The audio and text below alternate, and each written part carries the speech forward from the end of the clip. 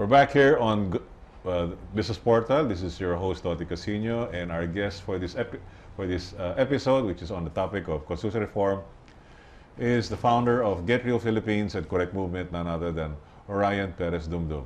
So, Orion, we were talking about what happened in India. They nationalized the industries, and you were saying that the Hindu growth rate wasn't so spectacular. So how did they go to some kind of reform? They did. All right. What basically happened was in 1991, then Prime Minister Narasimha Rao, who actually took over from Rajiv Gandhi, who was killed. You know, Yes. there was this explosion, and it killed him. When that happened, Narasimha Rao realized when he looked at the budget, the financial situation in India, the fiscal situation in India, he saw how bad things were. He saw that they were actually at the verge of a major financial collapse, they were on the verge of bankruptcy, basically. And he was getting calls from the IMF and the World Bank saying that, look, we're not going to be able to lend you any more money unless you get your act together. Okay. And so he decided, well, there was really nothing else they could do. He basically got, today he's already the Prime Minister, Manmohan Singh, to be the Finance Minister of India. And both of them actually decided, let's study what the other large country in the world is doing. Okay. And that other large country in the world is China. Okay.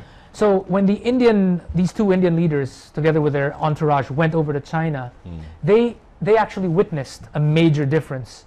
They saw how nice the airports there were compared to what they had. They saw how nice the roads were compared to what they had, and they started asking all these questions of the leaders. What are you doing right, and how do you get to pay for all this? Okay. And the leaders in China basically said, well, what we did was we allowed foreign companies to come in and create jobs for our people, and that's why we're able to pay for all this, because the taxes. This was during the time of Deng Xiaoping. Yes, this was this was after Mao Zedong. Yes. So when he opened the doors, he brought in foreign investments. So he had two systems, the capitalism and communism. Yes, what happened really was the communist system by Mao, the Maoist system, which the CPP, NPA, NDF are fighting for, was repudiated by Deng Xiaoping. By Deng Xiaoping, yeah, right. Deng Xiaoping. Deng Xiaoping. Yeah, Deng Xiaoping. He basically revolutionized the thought process in China, because before it was all communism. Everyone's equal. Yeah. To each according to ability, to each according to need, from each according to ability. But he changed all that. He said, 致富光荣, which means to be rich is glorious.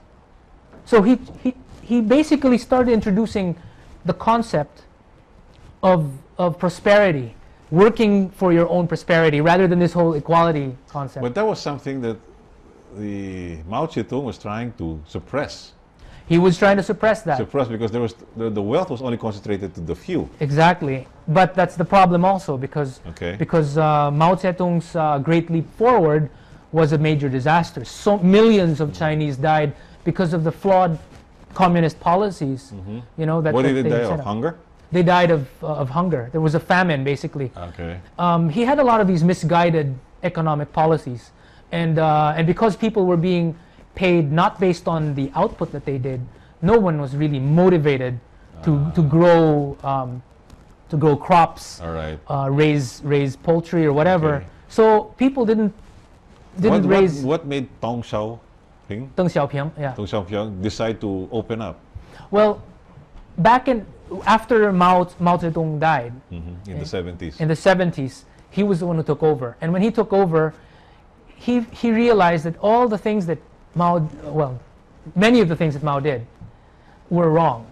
And he says, what do I need to do to fix it? So he did all these state visits. He visited other countries.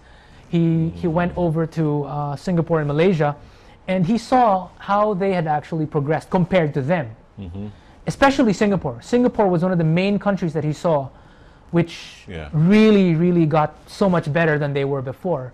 And when he spoke with Lee Kuan Yew, he found out that Lee Kuan Yew's strategy was to invite foreign investors, allow 100% ownership. Okay. and use that as a means to create jobs. So is China now allowing 100% ownership? Yes, they allow that. They allow 100% ownership. They started off right after the visit. I would think it must have been 1977 or 1978. Okay. And it was, I think, in 1979 when 78 or 79, something like that, where Deng Xiaoping decided that he wanted to learn how they were doing it in Singapore. So we set up Shenzhen. What is Shenzhen, Shenzhen, yeah. which is right next to Hong Kong. Okay, that's the nearest province, right? Yes. What he did was he started up this small pilot project of allowing foreign companies, mostly from Hong Kong, many of these Hong Kong textile, whatever, to come. Please set up your shops here. We're cheaper. Instead of Hong Kong, you guys are so crowded, it's so expensive. Why don't you come here across the border, where probably you're just going to spend 1/10 of what you're paying this for was before labor. the 1997 turnover. That was long before that. That was in 1978 or 79. Ah, all right. So that was the start of Shenzhen. Okay. And it was like a special economic zone. It was like, essentially what happened in China was they had this, they had barbed wire fences where the PLA, the People's Liberation Army, set up this whole perimeter here in Shenzhen. It used to be a small, sleepy village. Okay. But they created this area, and they started building roads, and they used that as the infrastructure that would bring in all these factories to set up shop. And when they did, people went over there, and it became a showcase of 致富光荣, of what is called to become rich is glorious. Shenzhen is one of the richest cities in China today. Right. And it became the model for all the rest of the coastal cities in China and then to the rest develop. followed, like Guangzhou. Yeah, Guangzhou and Shanghai. Shanghai has been Beijing. Shanghai has been the financial district center even before. Yes, that's right. It was before. The fall. Of course, it lost it when the communists took over. Right. Many of the Shanghainese families actually emigrated. They went abroad. Many of them went to Shanghai. Oh, I'm sorry. Many of them went to Hong Kong. And Singapore, In Singapore or wherever else. The U.S. So there was this massive brain drain. But later on, Deng Xiaoping actually decided, hey, let's invite all these people back in. Later on, to set up companies. So seeing the miracle that happened in China, India did the same. India did the same. So they started this regimen of changing their rules. Lucky for India, it was not in the constitution. So the constitution of India does not say we are going to restrict, 60-40 or 100% has to be owned by Indians. They didn't put that there in their constitution. Instead they even said their trade must be free. That's in their constitution. But in any case, they reversed whatever old legislation that existed that restricted foreign investors from coming in, as well as other restrictions that prevented the expansion in size of local companies. You see, the thing about India before was they believed a bit in this whole Gandhian minimalist ethos. And when I say Gandhian minimalist, we know that Mahatma Gandhi was himself somebody who advocated, cottage industries, village level subsistence and all that. It was homespun clothing, no to mass-produced items and things like that. It was all about small-scale businesses and all that. So that kind of became the paradigm in India. That's why they started saying, they said before, no large companies. If you want to become a large company, you're going to have to set up a new company. Okay. Now let's move forward to the concept of the Constitution. We've done already much on the economy. Let's talk about modern Constitution. You're saying that the Indian Constitution is silent. You're silent about restrictions. So your movement is saying you're not encouraging 100%. All you're just saying is take out that restriction and just be silent about it. And if need be, proceed with legislation. So what other reforms does your group looking forward to? I mean, the type of government are we looking into? Yeah, well, okay, so the first one is economic liberalization. The second one is for an evolutionary transformation to region-based decentralization. Okay, what do you mean by that? So many people would sometimes call it federalism. All right. Okay, I would call it first an evolved transition to region-based decentralization. So not quick. Not quick, not instantaneous, not Okay. big bang.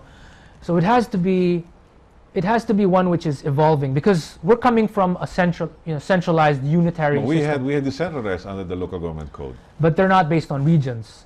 So Okay. they don't have the same type of economies of scale that larger regions would have. When you say regions, you're talking about the 17 regions of the country. Yes, that's right. Okay. And what kind of form of government are we looking into this type of regions? Federalism is what you're saying. Yeah, federalism is How one of is- the different forms. There's unitary, and then there's federal. So there's basically a continuum. In between, you have these intermediate forms. So you have quasi-federalism, and then you have semi-federalism. It depends, really. Mhm. Sometimes it's about the taxation. How much taxes go to the national government first before being remitted back, Okay. or do they actually use most of their money and then just remit a small percentage to the national government? Yeah, right. So little things like that.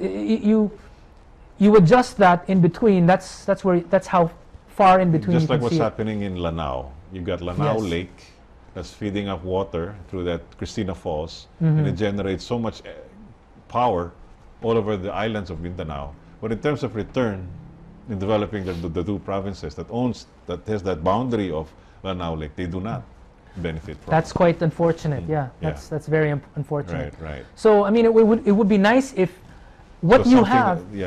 that would be what do you say, equal in terms of distribution. Yes, that's right. Okay, so and this federalism is it federalism? Is that the right term that you're going to use for this? Some people call it evolving federalism. Okay. I call it evolving region-based decentralization. Only because I don't want people to say that it's necessarily federalism. Federalism is what we aim for, but right after we change the constitution, it doesn't necessarily mean we're automatically Okay. federalist. Sometimes when you hear changing the constitution, we're talking about from a bicameral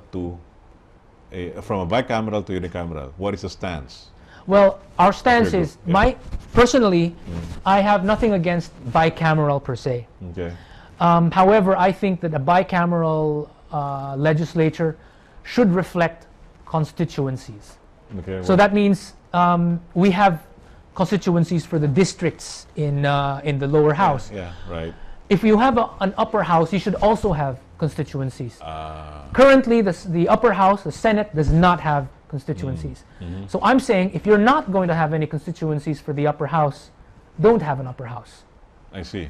Let's talk more about the division of this and the form of government that you live.